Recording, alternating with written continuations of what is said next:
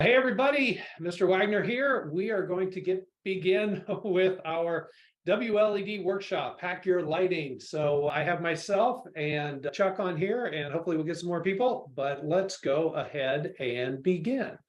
Yeah. Okay, to begin with, we got a couple things here. If you signed up for my class, you'll get to a place where you can see. Let's see here. Let me do a share my screen because that will make things work a little bit better. Share. All right. Okay. So you can see that, right, Chuck? Yeah. It looks good. Okay. Great. Okay. So this is the main screen where you can see, well, I have a welcome to the workshop. I have a link to all my Google Slides. So you're welcome to go back and look at those. I also have a thing about the workshop parts, kind of the base workshop parts that you need to get going. I have a very large spreadsheet, actually, I don't know how large it is yet, which tells you a whole bunch of different things with links as to stuff that you can buy to help you out with this particular type of thing that we're doing. And I have a bonus video on how to solder headers onto a particular circuit board. So let's go ahead and begin. I'm going to go into my slideshow. Okay, it looks like you guys can see this, or you can see this. Okay, so we have Hack Your Lighting, Unlock the Secrets of Crazy Cool Wi-Fi LED Strips. How do you like the title for that thing? I tried my best. Looks good. Okay, what can we do with lighting? These LED strips are so much fun. You can use them to create holiday decorations or art projects or art, all sorts of things. This is a video of a wreath that I made several years ago. And this is the circuit board that you see that's running it. So as we continue on, I hope to see all the little projects and stuff that people are making. Okay, we already went there. If you want to read about me, this is me. So go ahead and read about me. Basically, I'm kind of a nerdy guy. I've been programming computers all my life, and I have a couple degrees from Vanderbilt and Georgia Tech, and I used to teach high school. So that's all about me. All right, let's go to the next. Okay, so let's get started. Okay, so the big thing here is we are going to need some parts. And let me go ahead and show you the parts that we are going to be working with. And those parts are, I have a document camera so we can talk about the parts. You're seeing these parts, right, Chuck? Yeah, and I had a quick question. You said use DuPont wires. Is that? Yeah, I'll show you what those are. Okay. Okay, so the main parts that we're going to be using, we are going to be using this, which is called a Node MCU. Node MCU comes in a little static bag. I'm going to just go ahead and open that just so you see what it looks like. We'll talk about that in a second. That's one part. You asked about DuPont wires. These are DuPont wires, and they're very useful for hooking electronic parts up. Now, if you notice, they're what they call plug on this end, or the female side, and then this side is the male side, which is a jack. And if you were buying the parts that I put out there on YouTube, I mean, not on YouTube, but on my website, it looks like this. DuPont wires, and I think this is, well, it's certainly less than $10, and they send you 3 of these. Now, this one is female on both sides, and this one is male on both sides, and this one is male or female and male on that side. This is the only one we're going to really need, is the female male one, and you'll see why in a little bit, because it just has to do with the connectors on. And the reason we use these is so we don't have to do any soldering, because soldering is just another animal to have to deal with. So does that kind of answer your question there, Chuck? Yeah, it does. I just didn't know if it was like a special wire or something, but having not to solder anything is really, really nice.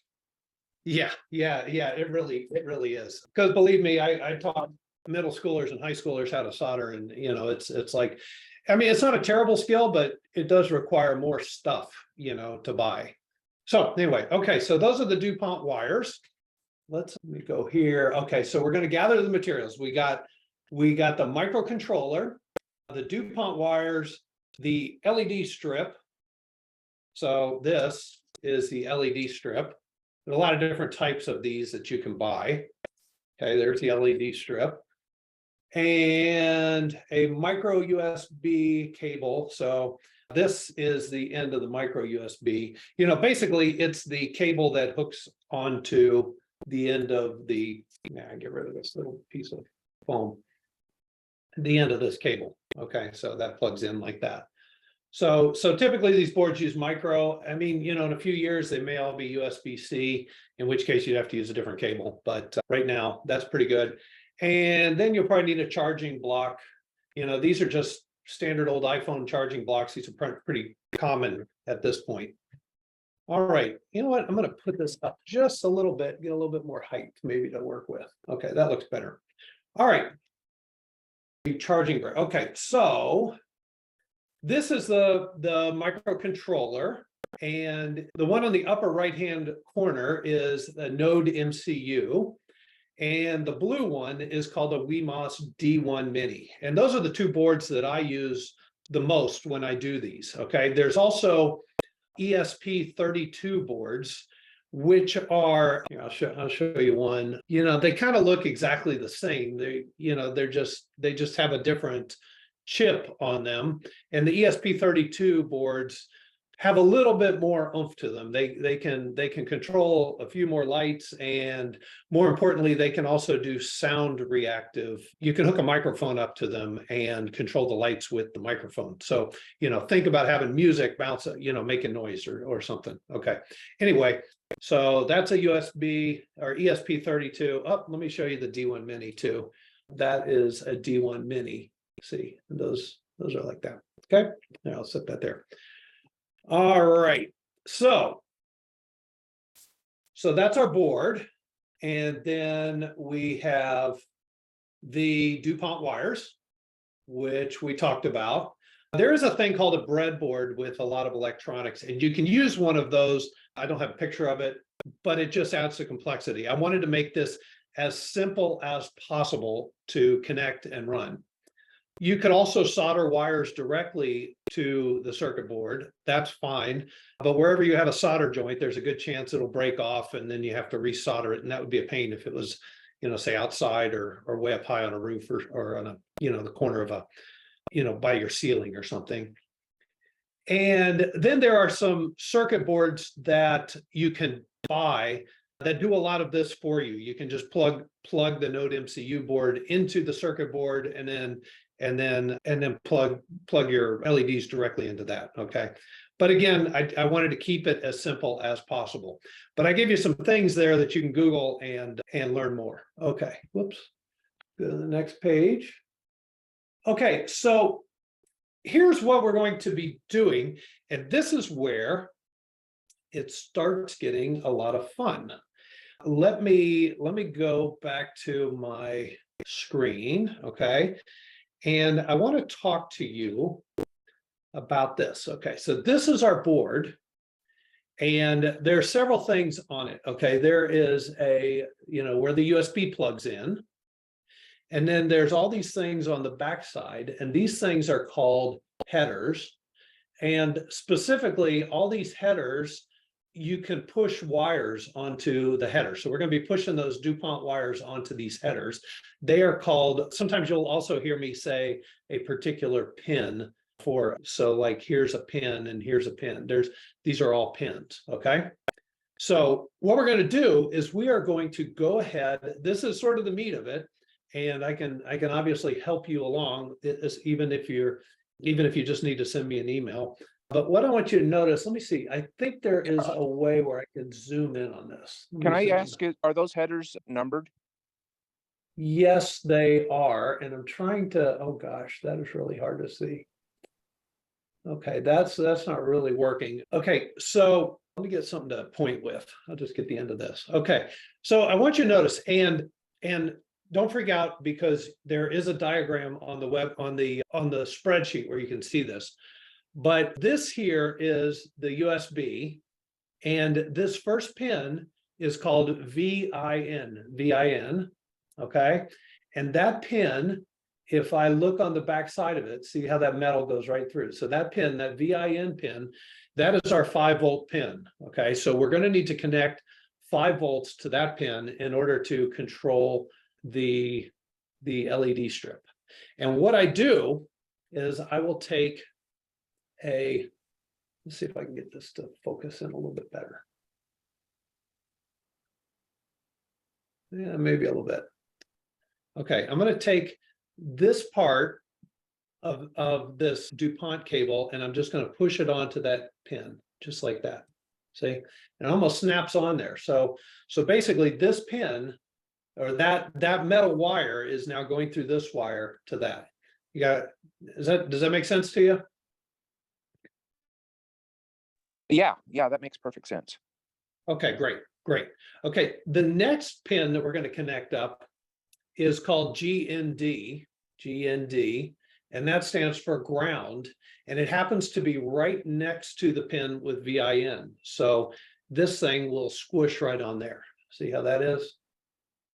So now I have a white one going to ground, and I have a red one going to VIN.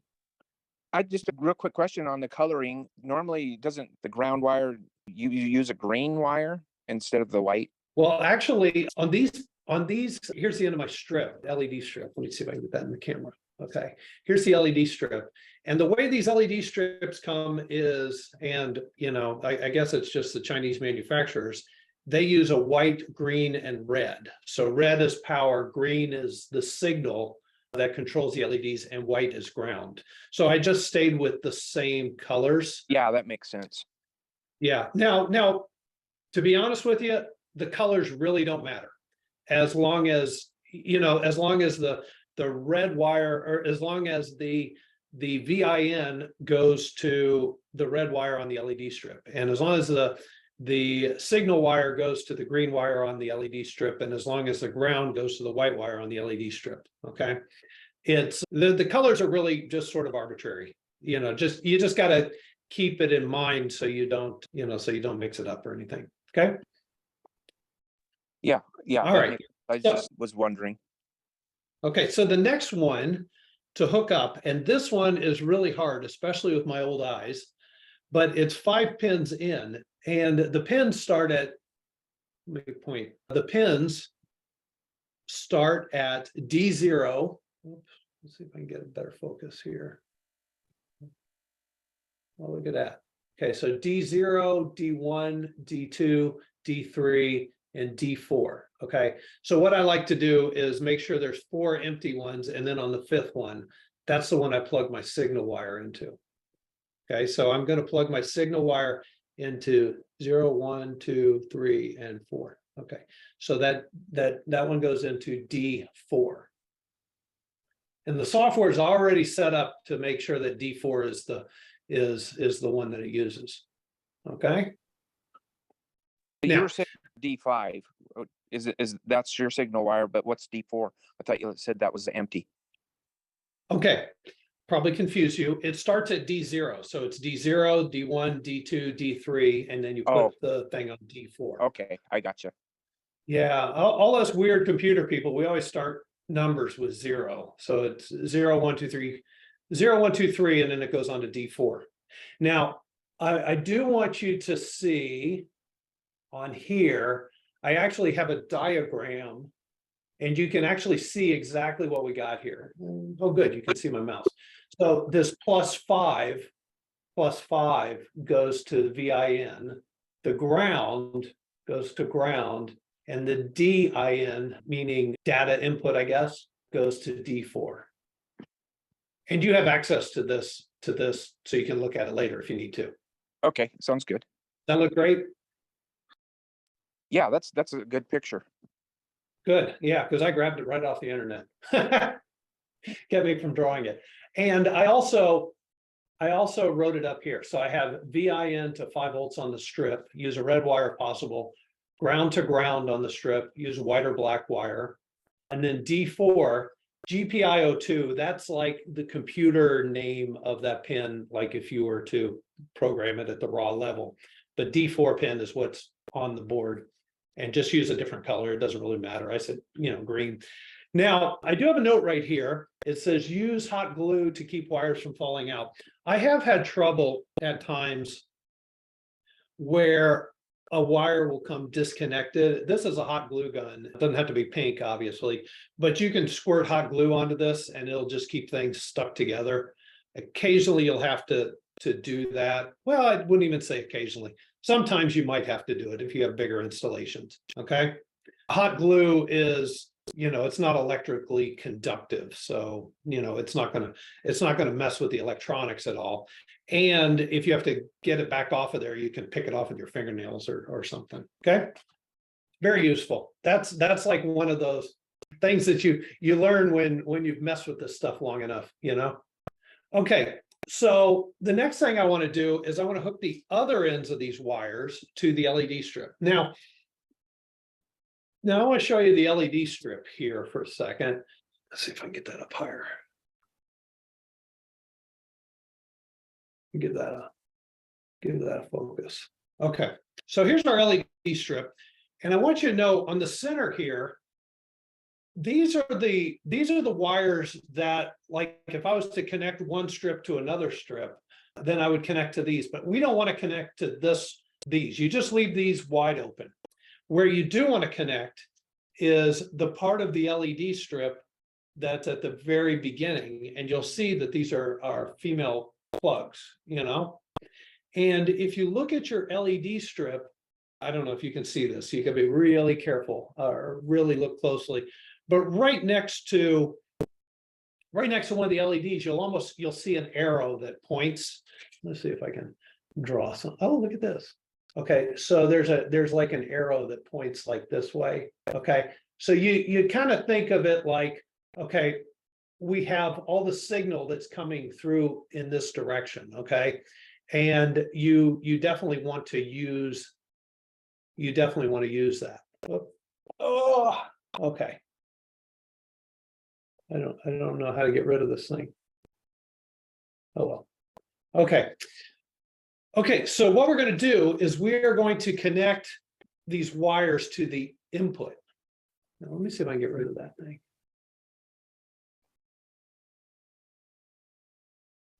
There's probably an eraser or something. Yes. Hey, there we go. That was smart. Nice. Okay. So we're going to connect our wires to the input.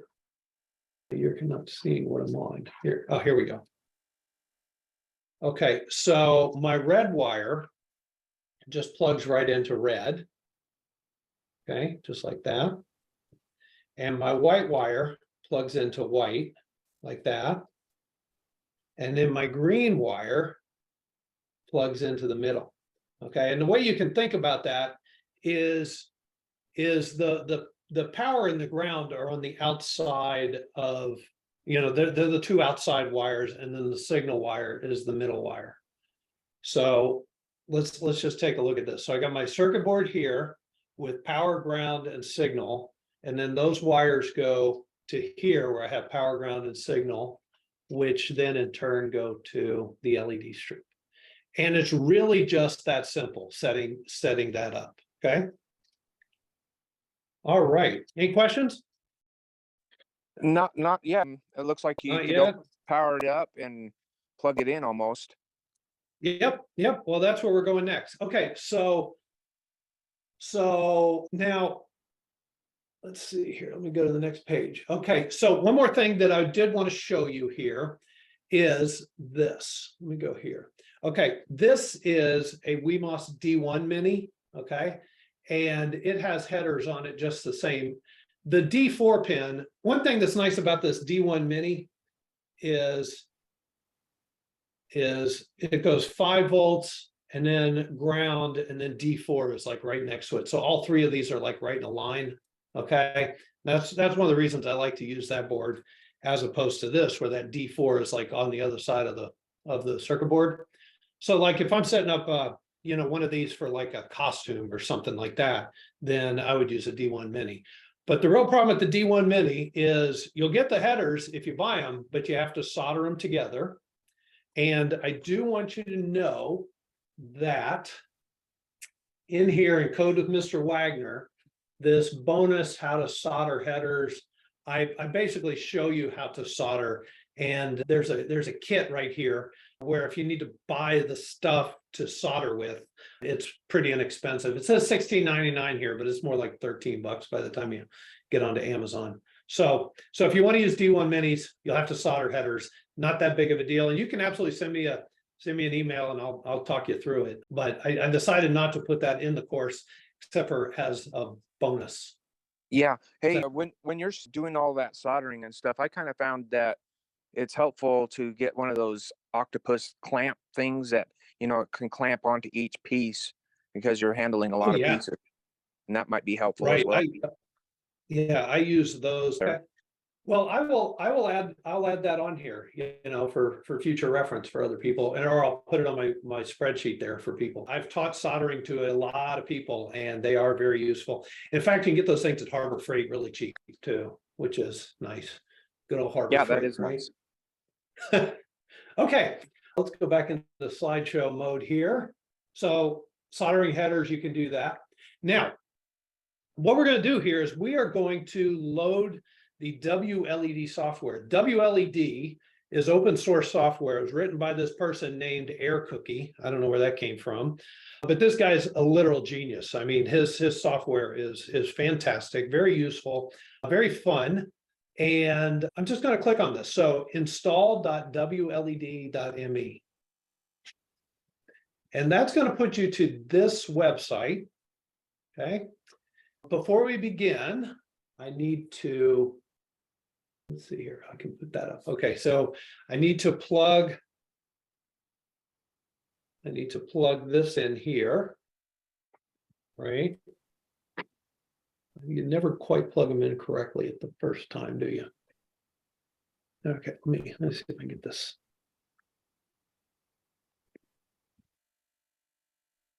All right, makes sense? So got our wires on the back plugged in. It looks like a few of the LED strips automatically came on, which is fine. They're just stray power or something. Okay.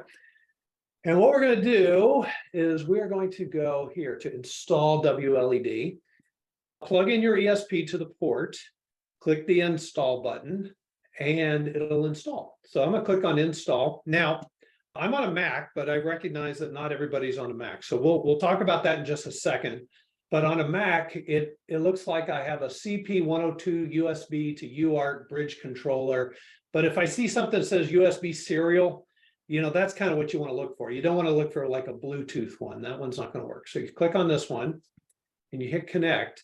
And what it does is it figured out that I had a particular circuit board. And in fact, if I look at the log, no, it didn't show me. Sometimes it'll show you some stuff, but anyway, click on install WLED, and I'm going to do that. It says install it. Do you want to install it looks like we're running a beta version, and I've never had any trouble with their beta versions.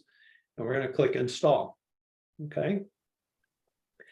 And I would say 95% of the time, this WLED web installer works just fine. I've actually never had trouble with it. I'm going to point you in a direction if this one doesn't work. But like I said, I never really have any trouble with it. Let's say, and if you are using a Windows machine, Windows doesn't automatically come with the drivers to drive these circuit boards. So sometimes you have to actually install the drivers for the circuit boards. And let me show you something real quick here. If I look at a USB, or if I look, this is the D1 Mini. This is the main microprocessor. On the backside, I have a rectangular board or a rectangular chip. That rectangular chip is what's known as a CH340. And sometimes you have to load that CH340 driver, okay? And if I have a different board, say this one, that again is a microcontroller. This board has this square looking chip.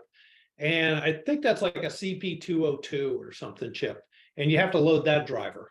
But it's really not that big of a deal. It's just like installing software for anything else.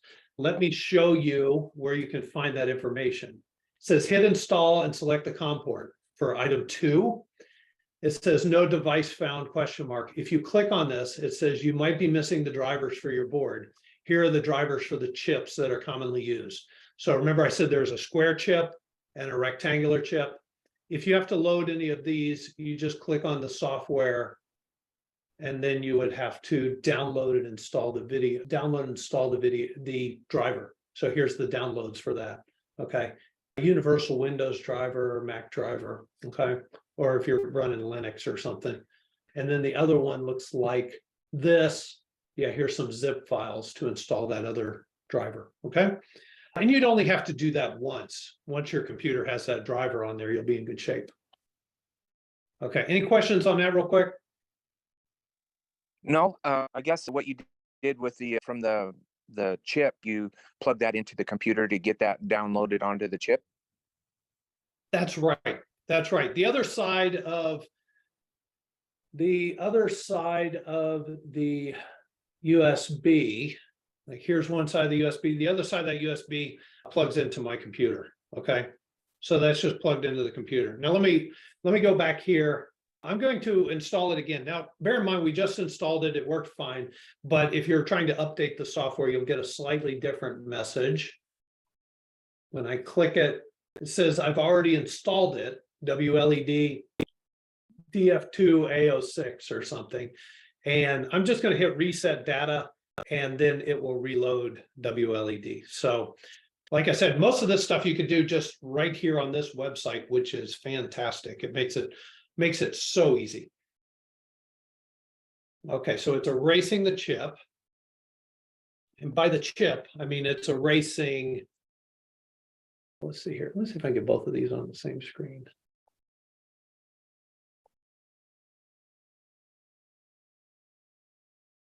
Yeah, by the chip, I mean it's erasing the stuff that's in here. There we go. That works a little bit better. Okay, so now we've installed the WLED software. When I hit next, which I'm going to do, it says configure your Wi-Fi. Now, if you're running just a standard old home Wi-Fi network, then you can just connect this right up to your Wi-Fi network. And I'm going to do that right now. By the way, my Wi-Fi is NSA mobile surveillance. My son came up with that. Keeps people off the network. And then when I'm configuring this Wi-Fi, it actually writes that information onto the chip. Okay. So it'll connect it. Now, if you are on, like a school network or something like that, you probably want to not connect it to the network because, those networks are a lot more confusing or something. And you can actually, oh, okay, messed up. Let's try this again. Okay. So now it says that I have connected correctly. Okay. So this is a good sign. And I'm not sure about add the home assistant. I don't know how that works, but I'm going to click on visit device and you'll see the beginnings of the software that drives the LED. All right. This is exciting. Okay. So any questions up to this point? No, everything looks good. Pretty straightforward. Okay. So this LED strip here, the one that I put in the instructions, is basically 60 LEDs per meter. Okay. There are 30 LEDs per meter, there are 60 LEDs per meter, and there's even 144 LEDs per meter. So there's different strips that you can buy.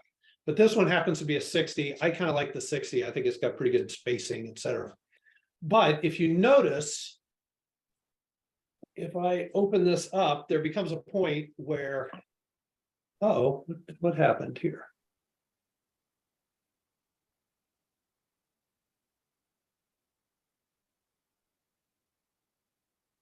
I lost my camera. Let me try to pump that, just restart it. Okay, good. Notice that the LED stopped here. I think it's after 30 LEDs. That's just because that's the base software for WLED. So we need to first thing we need to do is turn on all the LEDs. Okay. So what we're going to do is we're going to go into config. and then LED preferences. And we are going to change the length right here. See, hardware setup, LED outputs, and then one is this. We're just going to change this to 300 and we'll hit save. And now you'll notice, well, it's kind of hard to see, but all the LEDs are on. I don't know if you can see that. Kind of hard to see. I promise they're all on. Okay. If I were to So that 300, that's how many LEDs you have on that spool? Yes, yeah, it's a 5-meter spool with 60 LEDs per meter. So yeah, that's 300. Okay, so basically that's all you really need to do to set up how to get all the LEDs going. Now, one other setting is you probably want to leave this max current on 850. Now, if for some reason you turn on 300 LEDs and it stops working or something to that effect, then what you might want to do, well, what's happening is the LEDs are pulling too much power out of the USB that your computer is supplying.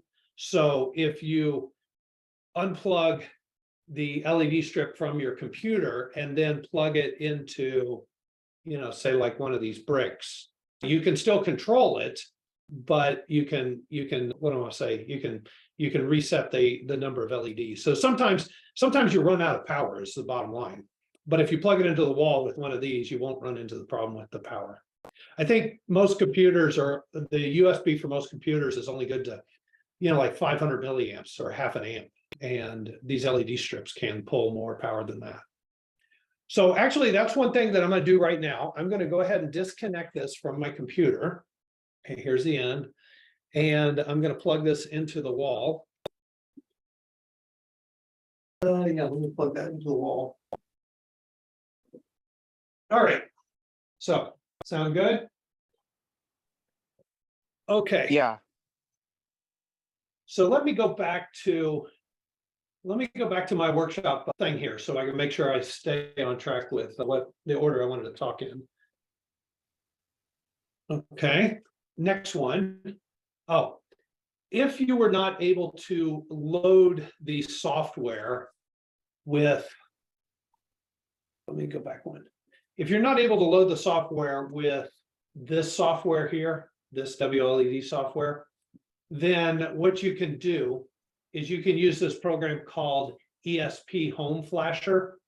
And I have a link to it, but then you have to download and install the actual binary file that goes onto it. Okay, now it's not terribly hard. The ESP Home Flasher software looks like this. Once it's installed, let me show you what it looks like.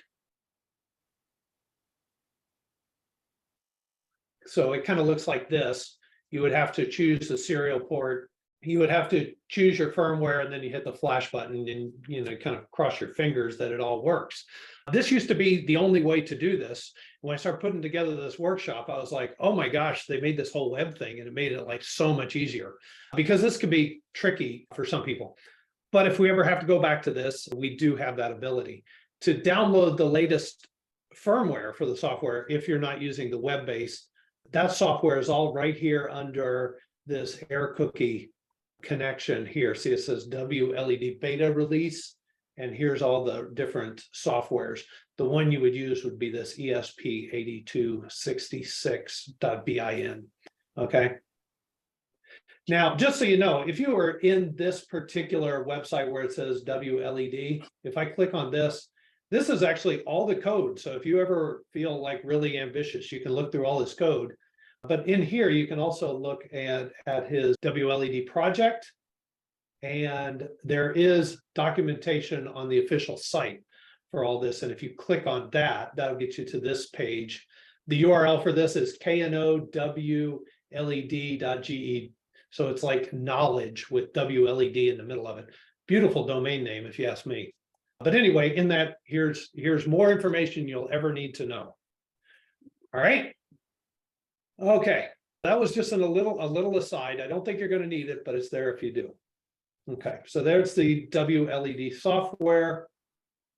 powering the LED strips. I did talk to you just briefly about, plugging them into a wall charger like so. But let me show you a couple other options for powering your LED strip. And that is, let's see here. Oh, right here. Okay. So you can use these, the charger blocks. You can buy these multi USB charger blocks with, that work towards house power. Those are nice if you have, many of these LED strips set up. Like for instance, say you were building a WLED setup around your TV or something, and you had multiple of these. Those are easy. These little things I have found come in very handy because you can screw those into a light bulb connector, say on your ceiling or something like that, and then you can plug in a USB charger into this, and then suddenly you have power for your LED strip. I have found those to be very useful. And then the final thing, and I forgot to put this on this slide, is this USB battery charger. You've all seen these USB battery chargers that look like this or this. They're like a power bank. Sometimes they call them that. These USB charger things work wonderful with these, especially if you are like setting up, say, a Halloween costume with a whole bunch of LEDs on it or something, and you didn't want to be like plugged into a wall. In fact, when I graduated from my master's degree, I built a mortar board.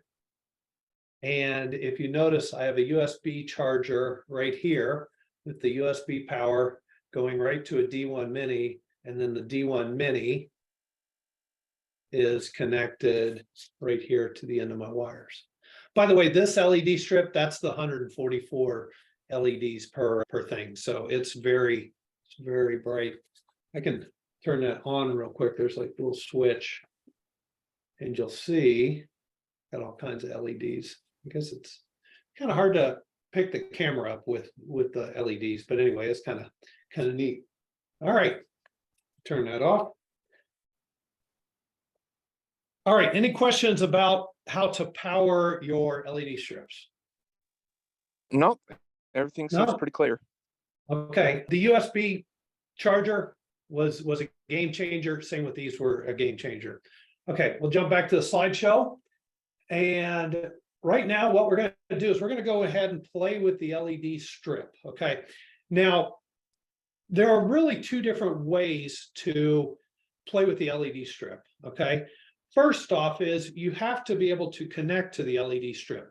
Now, in the case of our LED strip, when we set it up, it jumped right into our LED strip. Okay, and that IP address happened to be 192.168.1.87. Okay, so we can open up a browser tab and go to that web setting, and then we can go right into where all of our settings are.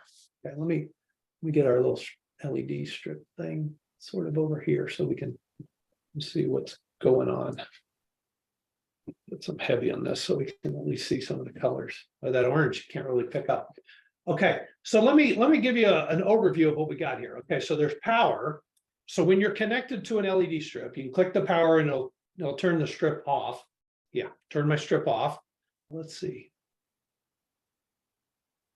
This is not working real well. Let's see if I can. Oh, okay. Actually, that works really well because when I shrunk that screen down, it sort of went into mobile mode. And this is the screen you would get on a cell phone. But anyway, power turns the LED strip on and off. So my LEDs are on now. And I can change the colors to whatever I want. Right now it's pink. Let me do this. You see that a little bit better? You can kind of see the. Yeah, that shows up pretty good. Yeah, by the way, oh, what's that stuff called? Yeah, that's a little bit prettier. Parchment paper makes a really good diffuser. Parchment paper or wax paper will make a really nice diffuser. So I can change my colors. Now they're blue. That's a yellow. That's a red. And this R Well, I guess that sort of went back to purple. Okay, so those are all the colors, okay? But that's only just the very, very beginning of what we want to mess with, okay? What we really want to do is we want to look at effects. And here are all of the effects that can be used, okay? So all of these are completely different. And I encourage you to, like, you know, sit there and play with them for a while. I'm gonna click on Android. And you'll see that some of these LEDs are moving around. See how that's kind of, you can kind of see the things. And Android, basically, I think it's just one color that moves. So right now it's kind of a blue color, but if I click back here to blue and click on pink, and now it should be pink colors. Yeah, now it's pink colors, or if I click on this teal, now it's a teal color. Okay, so, you know, bottom line is whatever effects you can do, you click on the effects and then you can click on the color. Okay, now there's different colors, different, like chase rainbow. Like here we got a whole bunch of different rainbow colors. And if I go into colors, there's a whole bunch of different like pre-done colors. So like I could choose Candy 2 for my colors, or I could choose cyan or something, whatever that is, or Fairy Reef. Lots of different colors, lots of different color schemes that you can mess with. And you can mess with those color schemes with any of these. So there's like a fade, there's fairy. The fairy looks like it's a blue and yellow, but if I didn't like the blue and yellow, I could come back here and change it to this forest green. Okay.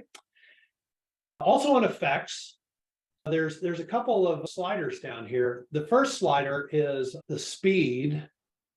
Oh, hang on. Why am I not able to? Yeah, here's the speed of the effect. So does the effect go really slow or really fast?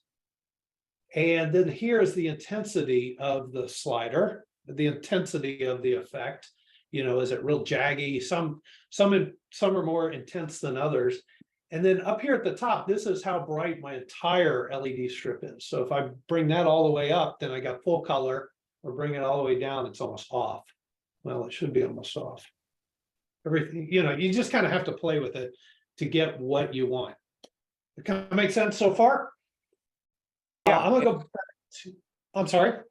I was just gonna ask, is this possible to, you know, like have Christmas lights, like instead of the LED lights? Is that possible?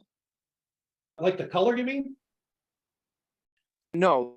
So like instead of using the LED strip, if you were able to go to the, you know, Walmart or whatever and pick up a string of Christmas lights, and do they have the 3 wires that you can tap into, or is that just kind of a little confusing? The answer to that is no, you can't get it at Walmart, but you can get it from probably Amazon and China. And let me just jot that down.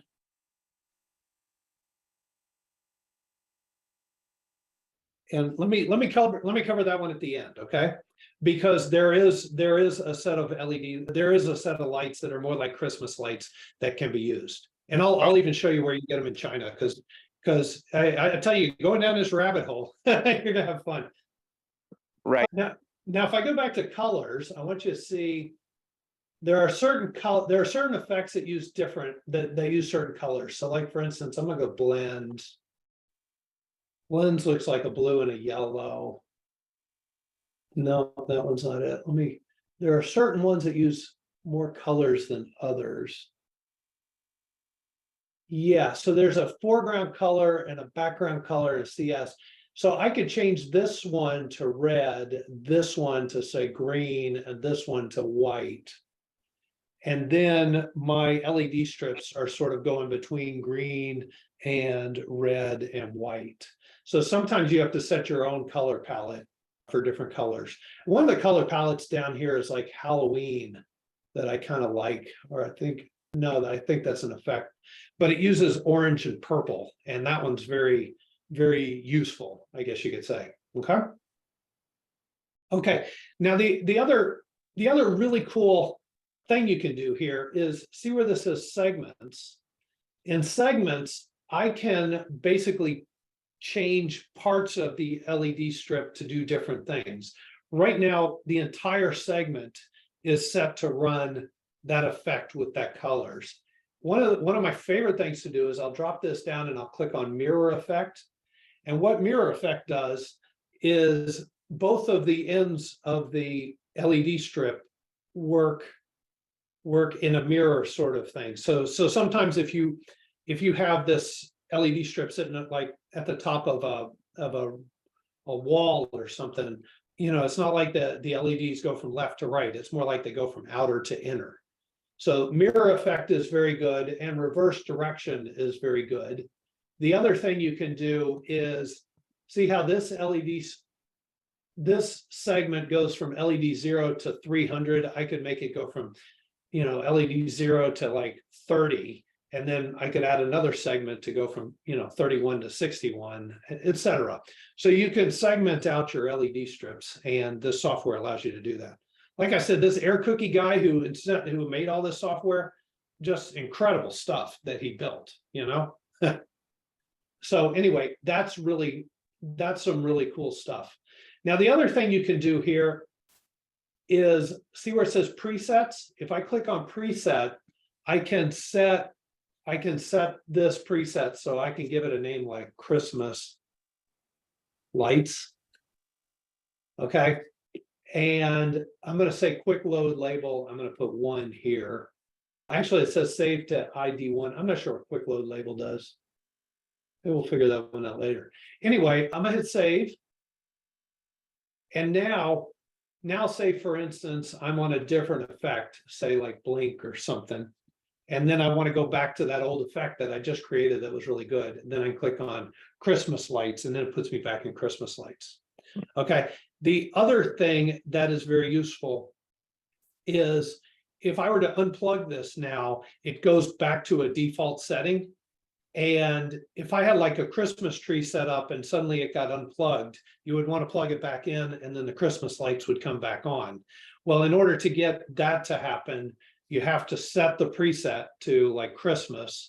And then if you go into configure and maybe user interface, not that one, LED preferences, defaults, apply preset. So I could apply preset 1. So now, and then when I save that, now when I unplug it, it'll automatically go into that Christmas light place. So that's just under user. I'll take it back, not under user interface. That was under LED preferences. There's nothing you're going to messing with the settings too. And you can always go back and reload your software if you feel like you messed up the whole thing. So just keep that in mind. You know, you're not gonna hurt anything by playing around. And I absolutely encourage you to play around, because that's where, you know, that's where you learn. That's where it becomes fun. Okay. I'm gonna go back to my software, get this big here. Let's go. Gosh, I get so many windows around, it's hard to keep up with what's going on. Okay, I'm gonna go back to my workshop. Okay, so here's my WLED software. Oh, okay. So this is a question that is often very important, okay? If you do not have your WLED chip saved to your wireless network, okay? Like, in other words, my wireless network is down, or I'm trying to use WLED on a different wireless network than it's usually on, then what can happen is you can still connect to it, but what WLED will do is it'll set up what's known as an access point, okay? So on your computer, you know, you can come down here and you can click on other networks. Like if you're on a different network, and you'll see WLED-AP, okay? You can connect to that network. It'll ask you for a password. The password is WLED1234, all lowercase. And then you open a browser and go to 4.3.2.1, and that will get you into the same place. Would you like me to show you that, or do you think that makes sense to you enough? Why don't you just run through it real quick, just to show the other viewers? Okay, that's a good idea. Okay, I'm going to do one thing here. I'm going to go ahead and reflash the software. Let's let's go here to install. Okay, now I plugged my USB back into the computer. I'm gonna go ahead and install. I'm gonna connect. Just take a second to reset data. Okay. Yeah, this is a really good idea. I think it's important to know this. I think this is really important to know. Okay, Yeah, so because if it's you can't get in installed. there, then you can't. Yeah, then it's kind of useless, isn't it?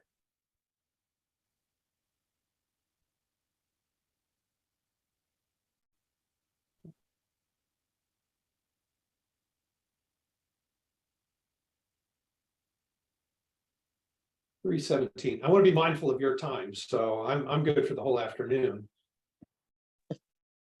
I'm not sure if I want to stay on all afternoon, but yeah, you can go as long as you want. Good. No, I think we'll probably have everything covered by, I kind of set aside an hour to show things and then an hour for questions and answers, but we've kind of been going through questions and answers as we go. So, I think we're in pretty good shape. Okay, wrapping up. Okay, so installation is complete, but I'm not going to install. I'm going to go ahead and disconnect. And I'm going to plug in to the wall. Let me give it a second to catch up. Right now, we just have the orange lights, right? Okay, so I'm going to click on the Macintosh thing. I'm going to click on other networks. And you're going to see right here it says WLED.ap. Can you? Yeah, good. You can see that. Well, Chuck, guess what I did? I cut you off, didn't I? Yeah, just there for a little bit. Okay, that wasn't very smart. Okay, let's see here. Where did I lose you? I probably lost you the moment I connected to the other, the other access point. Let me go into Zoom. And I'm going to share my screen with my cell phone. And I'll show you how to connect in. I am sorry about that. That didn't even occur to me. And then I'm like, I just kept talking and stuff. And you're probably like, what's going on? Okay. So I'm gonna click on share screen. All right. Well, that's looking pretty good, right? Yeah. Look familiar. Okay. So here is my iPhone. And if I were to go into settings and Wi-Fi, and click on the WLED. Now, if I did that, I'm afraid it's going to kick this off. Okay, but again, I could log in with the 1, 2, 3, 4. Let me see if it kicks me off, but we'll give it a go. Okay, so password WLED 1, 2, 3, 4. Join. It may kick me off the moment it gets on this. So bottom line is you could use 1, 2, 3, 4 to get you into the WLED software. But what I'm going to do is I'm going to reflash this thing one more time so we can have it on my network. So at least then I can show how the Wi-Fi app works to install. Okay. I apologize for that's craziness good. There. Connect to Wi-Fi. Oh, I don't have to reflash it.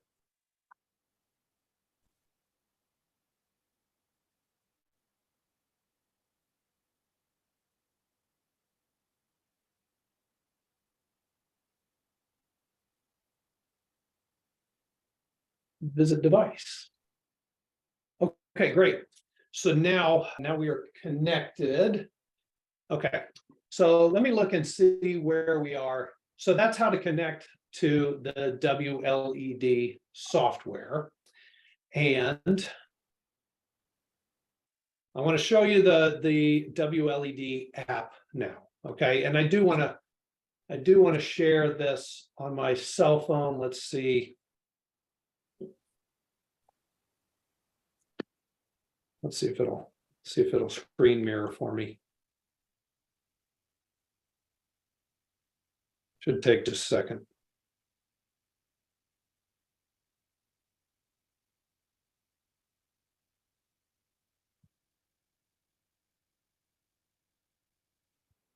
Okay, well,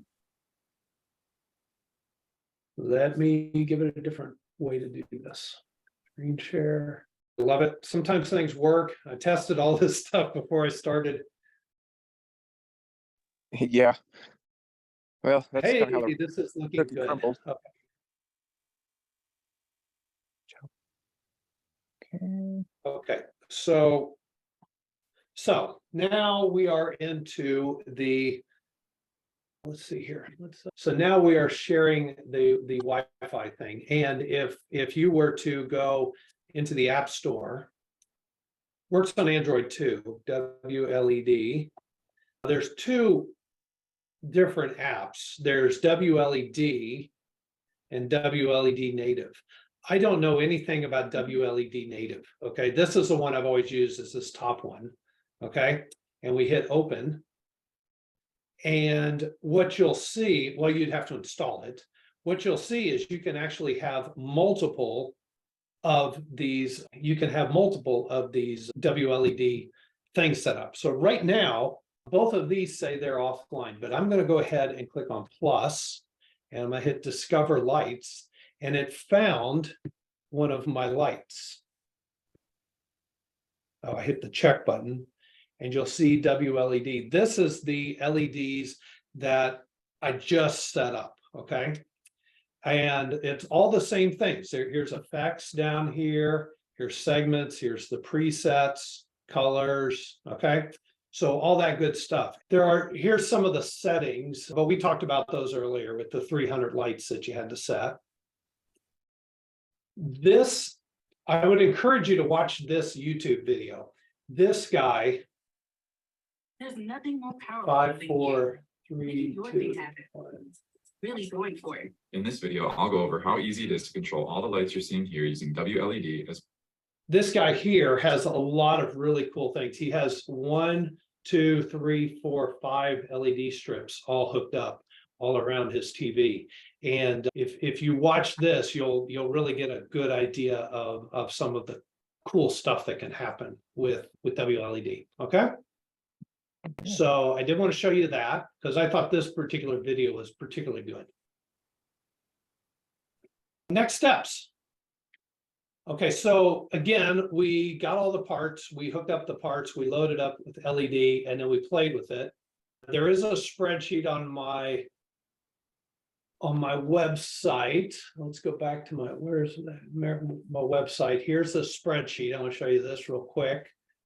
And in here, we have all this miscellaneous stuff. So everything from the D1 minis to the Node MCUs. Here's a couple other boards that also work.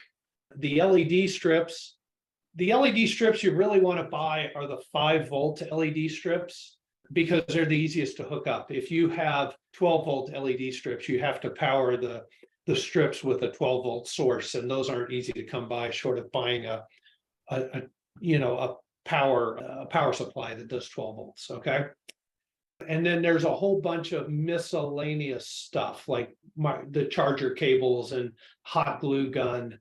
There are LED matrices that you can buy like this, and you can actually set up 2-dimensional displays. Okay. This one has probably 256 different LEDs, and they'll have these really cool patterns and stuff. So that's kind of neat to look at. I did want you to know that. Oh, and the Christmas lights that you asked about earlier, let me show you where you can get those. Okay. So see right here where it says AliExpress for LED stuff. You still with me, Chuck? Just want to make sure. Yeah, I'm still here.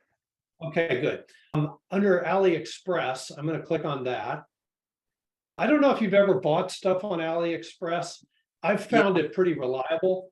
Yeah, it takes a month, but it takes a little while to get it. But this guy's store, he's got a lot of really interesting stuff. Like here's a net made out of these WLEDs, which is kind of cool. But let me see, what are they called? 2812B. Sometimes you have to really like look at 2812B. I'm just going to do it. What do I want to say? A search on these strips, and I'm going to just find where these rings can be done. They're kind of cool. I've messed with those before, but where's what I'm looking for? Aha, here we go. See these? Okay, so these, each one of these has, and they're bigger. But that's kind of probably a little bit more what you're looking for Christmas lights. Is that correct? Yeah. Right. And you can string these together because see, they have those same connectors, so you can plug them together. Now there's 50 of those for $10. So if you wanted 100, 100 or 150, you'd have to spend $20 or $30. But they will connect right up the same way. Okay. Yeah, Just looks something good. Yeah. Just something to be aware of. There's so many different configurations of LED strips and LED, different ways to do these things. So, it's kind of a generic part at this point, which is really kind of neat. They even sell like individual pieces if you wanted to hook those up. Here's more of these panels. These are kind of squares. So, you could almost imagine having something like that. Well, look at that. They have them on cars. Oh my gosh. Yeah, see, like I said, you go down this rabbit hole and there's a lot. So a quick question. So the LED strip that we were working with had three wires to it. Have you come across some that had more than 3 wires? Okay, now that is an excellent question. There is, see how this says a WS2812? The WS2813s actually have 4 wires. It has 2 data wires. And the data wires, what you want to do is you want to connect both of those to the data output line, because those 2 data wires, it's like there's a backup data wire. Because sometimes with these LEDs, if like one LED goes bad, it'll like stop the rest of the strip from working.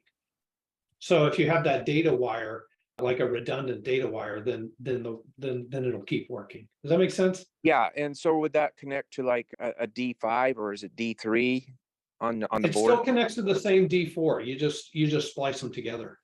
Oh, Let's see if I can.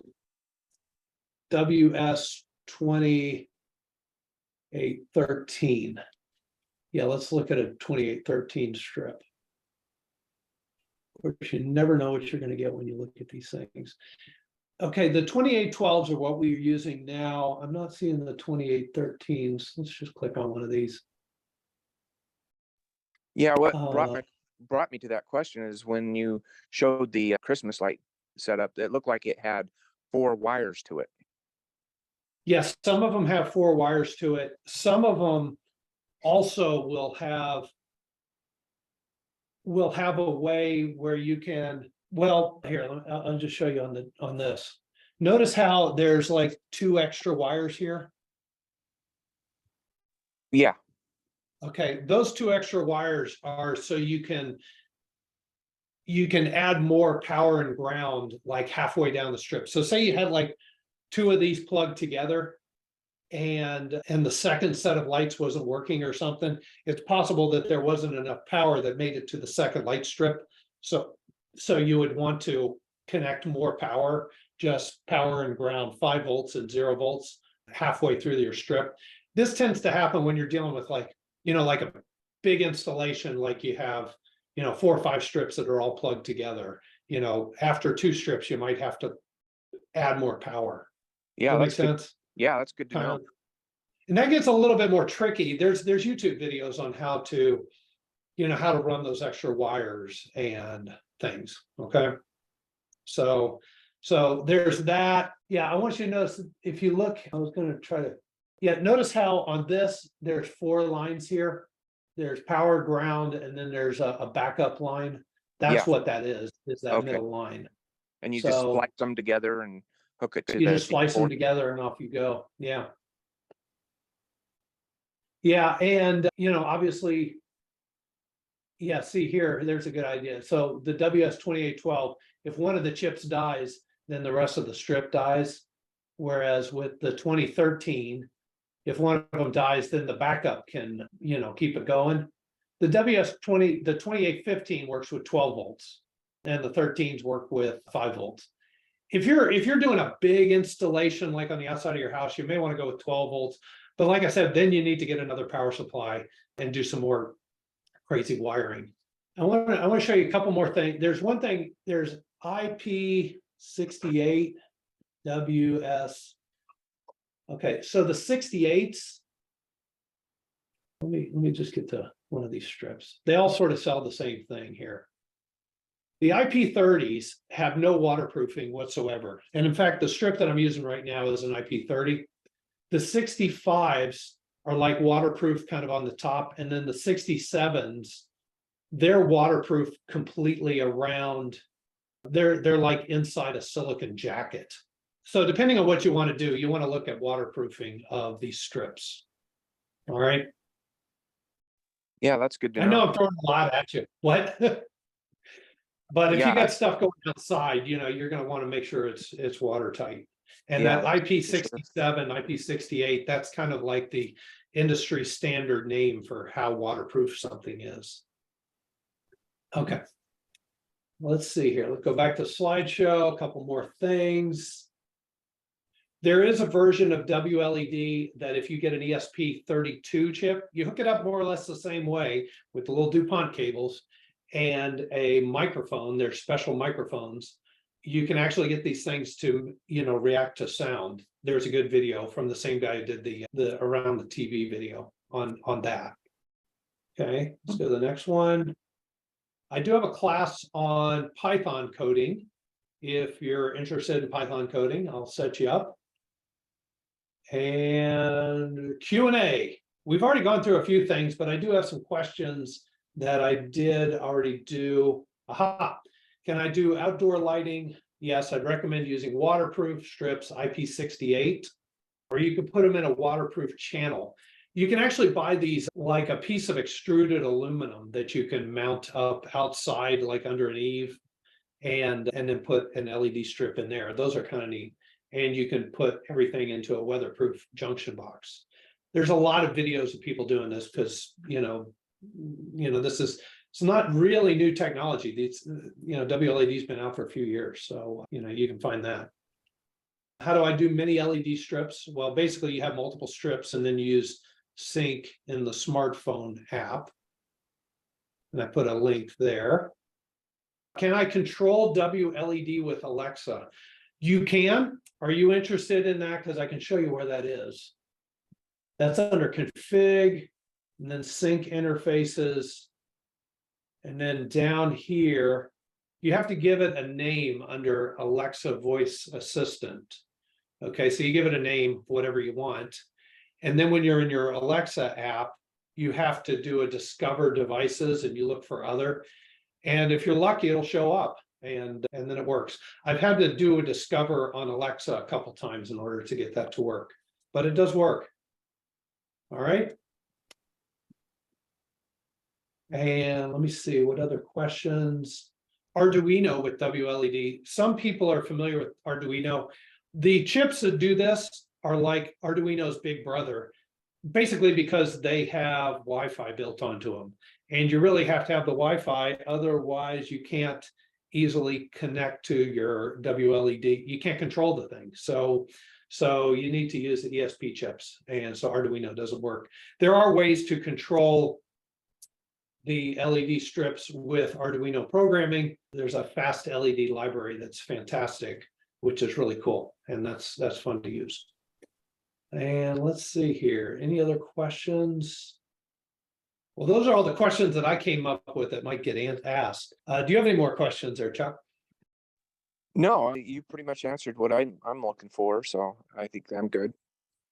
Okay. Well, don't be a stranger. When you get some parts ordered, hit me up. Well, we can hop on Zoom or something. I can help you mess around with this stuff a little bit. It's a lot of fun, really. Yeah, it looks like it'd be fun. Wow, a long time ago, I was doing puppet shows, and I wanted to, instead of using a tape recorder, I wanted to use just something that would push a button and play a track. And I found these little chips that you could do that with, but they would only go. They're for toys, but they'd only go for like 30, maybe 45 seconds, and some of those weren't long enough. But so I did mess around with it a little bit, some of the chips and stuff. Well, good. Yeah, well, I mean, electronics is so much fun. So it's a great hobby to get involved with, and it's not terribly expensive either. It's not like being someone who tinkers with cars or something. You can get away with $100 and doing a lot of cool stuff with this. So anyway, well, that's all I got for you. It's been a pleasure. And like I said, don't be a stranger. Shoot me an email or hit me up and we'll chat about this stuff. Okay, sounds good. All righty, and I guess we'll just call that one workshop down. I'll probably try to do this again in a month or two and see if I can get some more people on it. All right, take care and have a great day. Okay, thank you. No problem. Bye.